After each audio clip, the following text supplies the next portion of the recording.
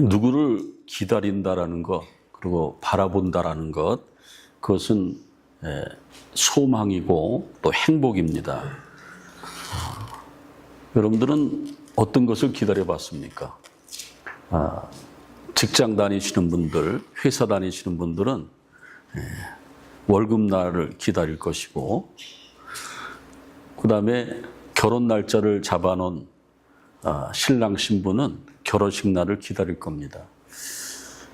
아들이 군대를 갔는데 어머니는 그 아들이 건강하게 제대할 날을 기다립니다. 제가 어린 시절 또 기다렸던 것은 소풍 가는 날을 또 많이 기다렸습니다. 그리고 저는 참 순진해가지고 강원도에서 커서 그런지 초등학교 2학년 때까지 산타 할아버지가 있는 줄 알았습니다. 그래서 성탄절 아침이면은 제 머리맡에 항상 산타 할아버지가 준 선물이 있었는데, 초등학교 2학년 때 저희 아버지가 주는 선물인 것을 저한테 딱 걸렸습니다. 그래서 그때부터는 산타 할아버지가 오신 것이 아니고 어려서부터 우리 어머니 아버지가 선물했구나, 그렇게 알았습니다. 그래서 성탄절을 기다렸습니다. 또 성탄절은 어린 시절 교회를 열심히 다녔기 때문에 교회에서 너무나 즐거운 시간들을 많이 보냈고, 또 연극하고 나면은 아주 맛있는 과자나 카라멜 이런 것들을 많이 받아서 기뻤습니다.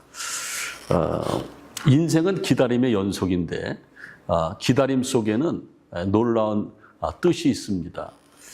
그리고 우리가 기다리는 것 가운데 가장 행복하고 소중한 기다림은 역시 우리를 구원하러 오시는 예수님을 기다리는 것이 아닌가, 그렇게 생각을 합니다. 우리 그리스도인들이 기다림이라는 것은 무기력한 시간이 아닙니다.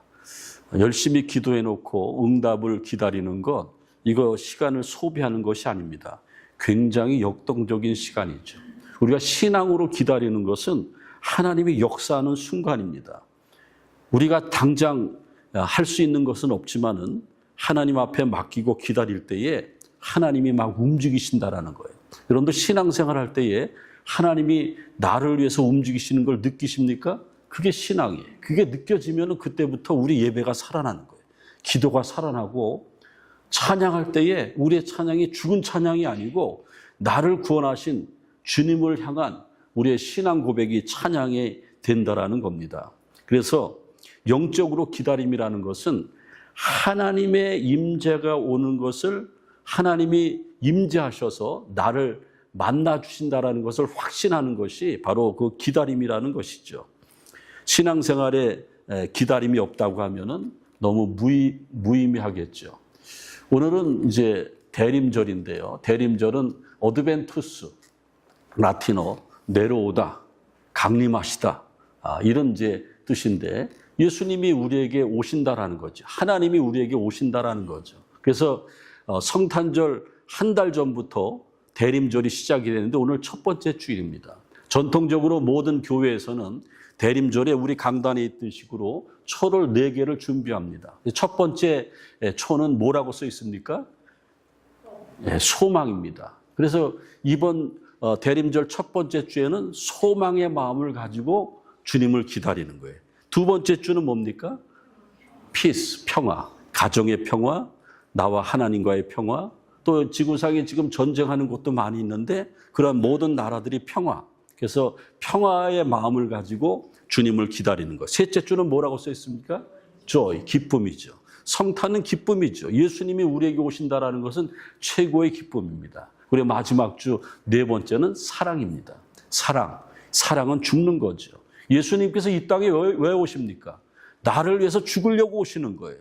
그게 사랑의 극치고 성탄절의 극치죠. 성탄절은요,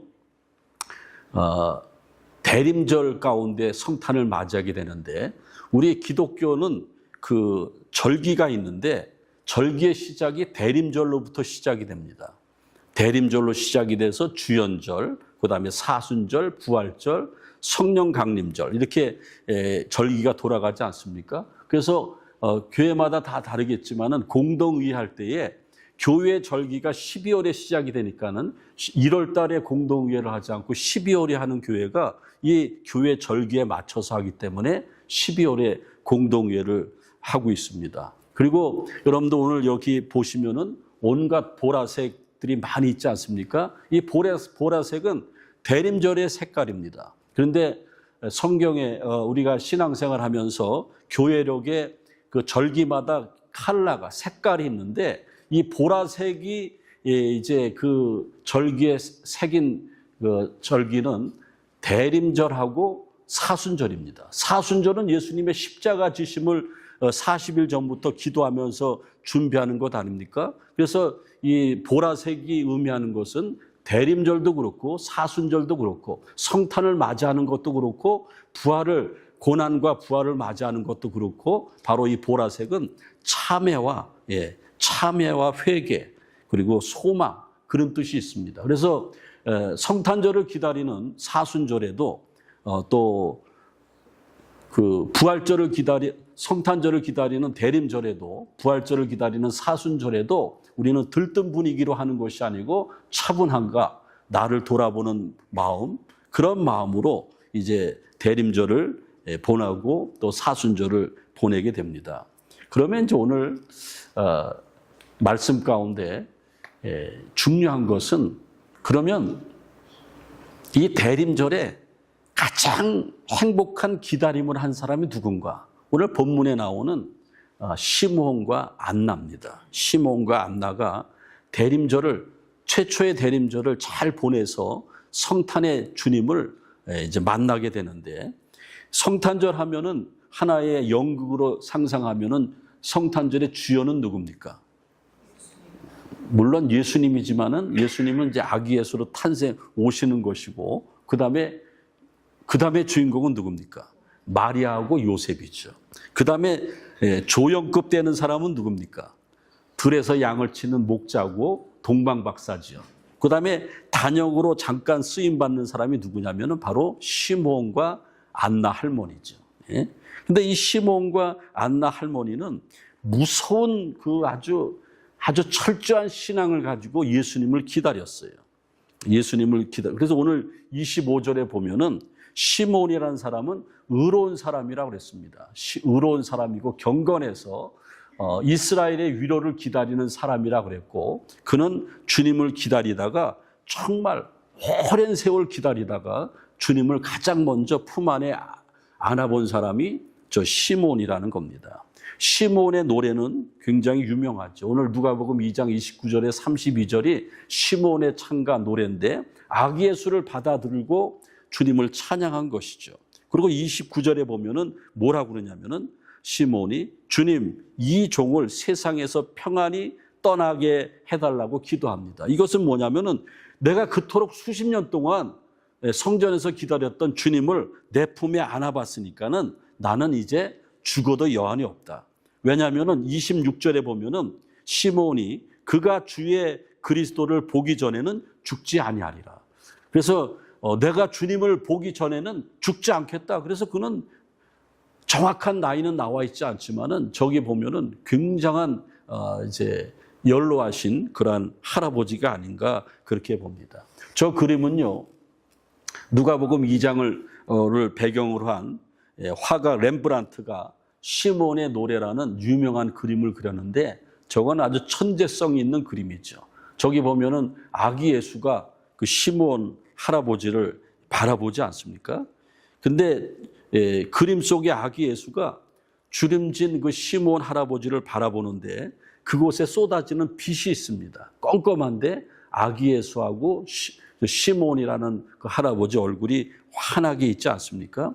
육신의 눈으로는 도저히 볼 수 없는 그러한 거죠. 그리고 떠받든 아기 예수에게는 희망이 있다라는 거죠.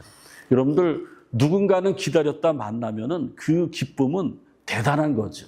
여러분들 누구를 기다렸다 만나본 경험이 있습니까? 기다림 속에는 행복이 있고 기다림 속에는 기쁨이 있는 것입니다. 여러분들 이번 성탄절 그냥 시간만 보내다가 12월 25일 성탄절을 맞이할 수 있는데 신앙의 마음을 가지고 기다려보면은 시므온이나 안나가 누렸던 그러한 놀라운 축복과 기쁨을 누릴 수가 있습니다.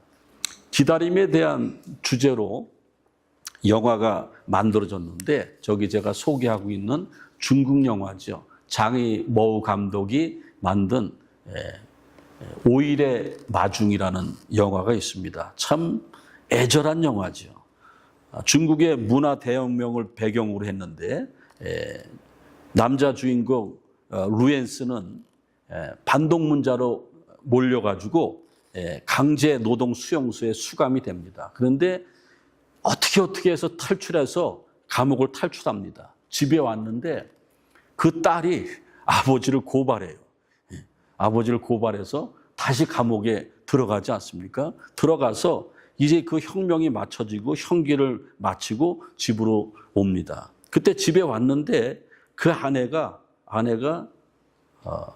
자기를 못 알아봐요.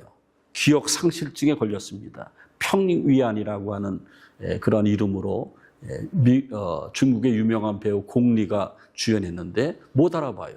그래서 그 남편이요 계속해서 옛날 기억을 더듬게 하려고 사진을 보면서 이게 누구야 물어봐요.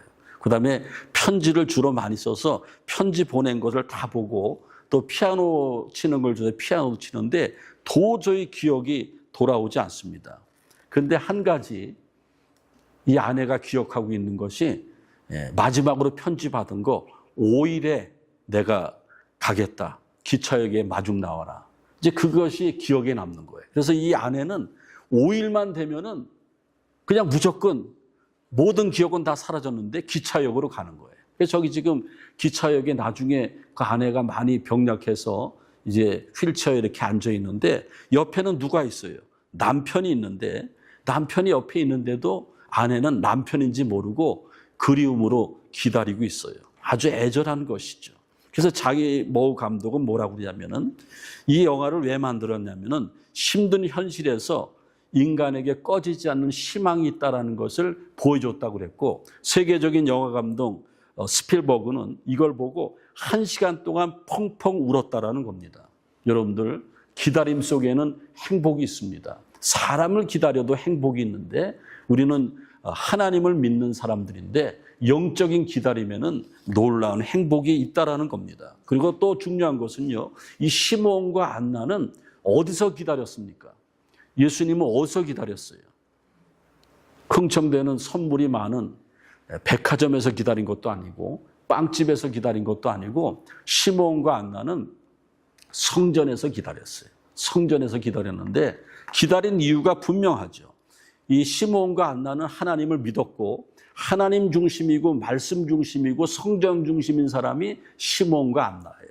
여러분들 이번 성탄의 계절에 하나님 중심, 그다음에 무슨 중심? 성전 중심, 그다음에 누구 중심? 말씀 중심.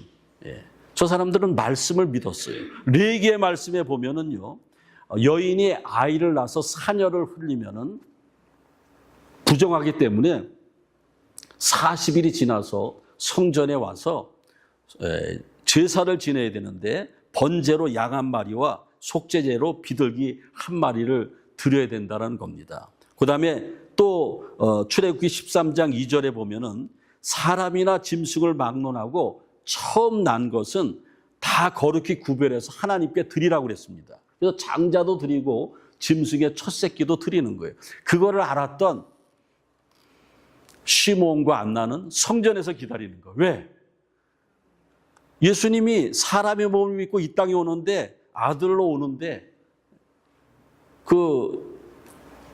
분명히 성전에 올 것을 믿고 있었기 때문에 성전에서 진을 치고 있는 거예요. 그러니까 대단한 믿음 아닙니까? 성전에서 만난 것이죠. 그래서 오늘 27절에 보면은 성령의 감독으로 성전에 들어가매 마침 부모가 율법의 관례대로 행하고자 하여 아기 예수를 데리고 오는지라. 28절에 보면 시므온이 아기를 안고 하나님을 찬송하여 이르되 그러면서 시므온 찬가가 펼쳐지는 것 아닙니까?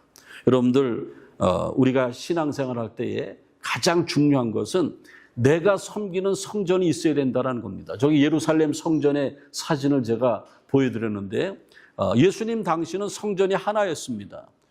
동네마다 회당은 있었지만은 성전은 하나였어요. 특별한 날에 제사 지내고 죄를 용서함 받기 위해서는 성전에 올라가야 됩니다. 성전 중심적인 삶을 살았어요. 제가 목회하다 보면은 섬길 교회를 찾지 못해서 여기저기 돌아다니는 분들이 많이 있습니다. 우리 교회도 이렇게 오셨다가 또 자기 마음이 안 드니까 가시고, 그런 분들은 할 수 없습니다. 자기가 교회를 하나 세워야 돼요. 세워야 돼요. 여러분들, 세상의 모든 교회는요, 하나님이 중심이에요. 하나님이 중심이고, 세상의 교회는 많이 있는 것 같지만은 성부, 성자, 성령 아래서 하나가 되는 겁니다. 그래서 여러분들, 내가 은혜를 받고 내 신앙이 성장하고 내 영혼을 살리는 교회를 만나면은 시몬과 안나처럼 성전 중심, 교회 중심으로 살아야 됩니다. 그래야 복을 받는 거예요. 이번 성탄의 계절에, 사순절 계절에 너무 세상적으로 놀지 마시고 호텔 다니시고 먹으러 다니시고 여행 다니시고, 예, 뭐 그런 것도 좋지만은 교회 많이 오세요. 성전 중심으로 모여서 성탄을 준비해 보시면은 그 어느 해보다 더 의미 있고 복된 성탄절을 맞이하게 될 줄로 믿습니다. 그 다음에 이제 이 시몬과 안나를 생각하면은 여러분들 이게 좀 의문스럽지 않습니까? 뭐가 의문스러웠냐면은 저도 그래요. 예루살렘 성전은요, 제가 가봤는데 엄청 커요. 엄청 크고 절기 때에 이스라엘 백성들이 모여들면은 100만, 200만까지 모여요. 그리고 아기를 낳은 사람, 정결례를 지내려고 오는 사람이 하루에도 한두 명입니까? 아기 들고 오는 사람이. 그런데 어떻게 안나하고 시몬은 아기 예수를 알아봤을까?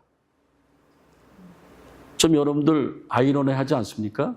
근데 오늘 성경이 말하고 있죠.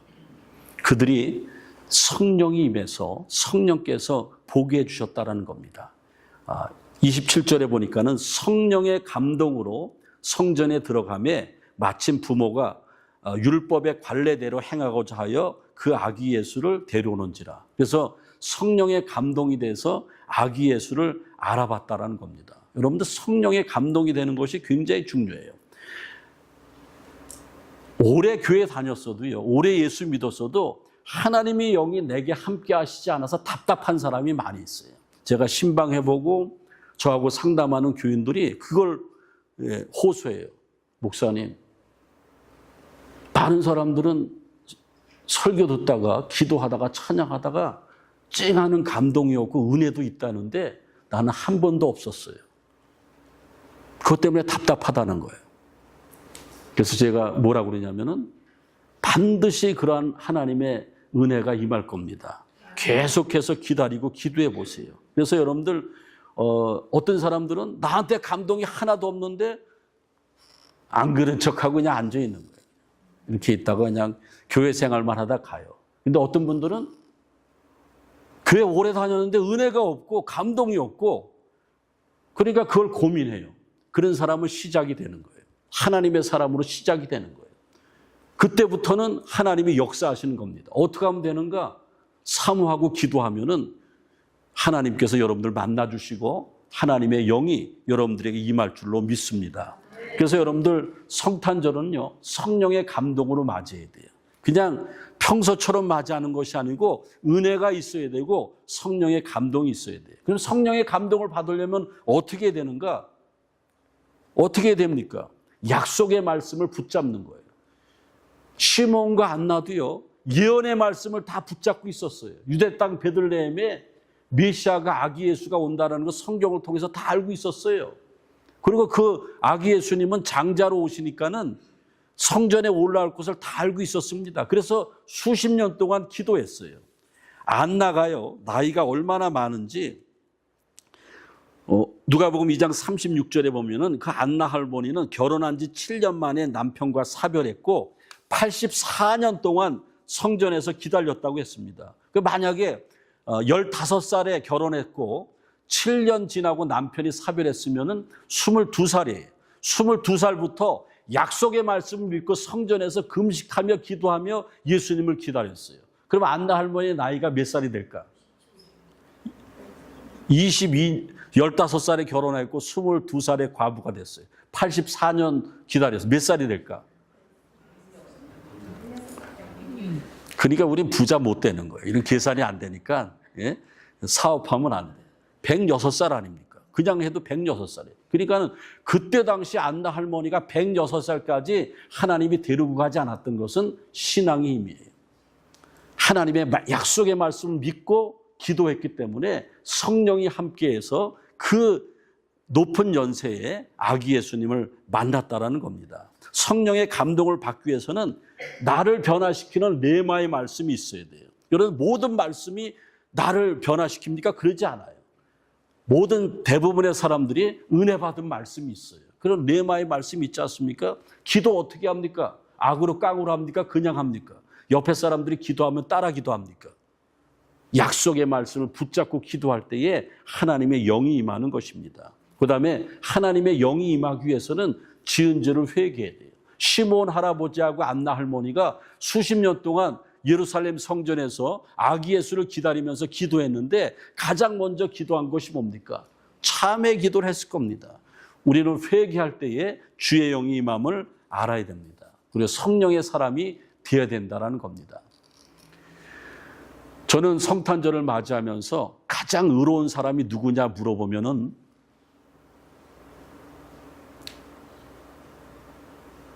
그 마리아의 약혼남이었던 요셉을 들 수 있습니다. 요셉은 대단한 사람이에요. 자기하고 한 번도 동침한 적이 없는데 약혼녀가 배가 불러와요. 사람들이 그냥 막 눈짓을 주고 이건 뭐 감당이 안 돼요. 근데 마태복음 18장 20절에 보면은 예수 그리스도의 나심은 이러함이라. 그의 모친 마리아가 요셉과 약혼하고 동거하기 전에 성령으로 잉태된 것이 나타나더니 그 다음에 19절에 뭐라 그랬냐면은 그 남편 요셉은 의로운 사람이라 저를 드러내지 아니하고 가만히 끊고자 하여. 자, 요셉이 얼마나 훌륭한 사람이면은 자기 때문에 애가 안 가진 마리아가 있는데 돌 맞아 죽어야 되는데 그걸 감춰주는 거예요. 가만히 끊고자 하여. 그것만 해도 굉장히 의로운 사람인데 그때 하나님이 역사하는 거예요. 20절에 뭐라 그랬냐면은 이를 생각할 때에 주의 사자가 현명하여 이르되 주의 사자가 천사가 꿈속에서 요셉에게 나타나는 거예요. 다윗의 자손 요셉아 내 안에 마리아 데려오기를 무서워 말라. 저에게 잉태된 것은 성령으로 된 것이다. 아멘. 여러분들 보세요. 예수님이 이 땅에 오셨을 때 성령의 사람들이 시몬도 성령의 사람이고 안나 할머니도 성령의 사람이고 그리고 자기가 아내로 맞이할 마리아가 아기를 임신했는데 자기 애가 아닌데 그거를 인정하니까는 성령께서 말씀해 주셔 성령의 사람이 되는 거예요. 그래서 성탄의 빛이 밝아진다라는 겁니다. 이제 오늘 말씀을 마치겠습니다. 성탄절에 맞이하기 위해서 대림절 마지막 주에 마지막 초가 뭐라고 그랬습니까? 아까? 러브라고 그랬습니다. 러브. 예수님은 우리에게 사랑을 주러 오시는 거예요. 우리를 구원하시려고 죽으시려고 오시는 거예요. 근데 저기 보면은 어린애가 벽에다가 뭐라고 이렇게 써놨어요? 전도는 뭐라고요? 사랑이다. 여러분 성탄절은요 전도의 계절입니다. 복음을 전하는 계절이에요. 내가 성령의 사람이 돼서 성탄절을 한 주 기다리면서 기도할 때에 기도만 하면은 주님께서 우리에게 감동을 주시는 것이 네 남편 구원해라. 네 아들, 딸 구원해라. 네 친구들 구원해라. 그러는 거예요. 그래서 저기 써 있지만은 2025년 성탄의 계절과 연말 연시에 우리도 시몬과 안나처럼 주님을 기다리면서 복음을 전하는 성탄을 맞이할 때에 가장 복된 성탄절이 될 줄로 믿습니다. 기도하겠습니다.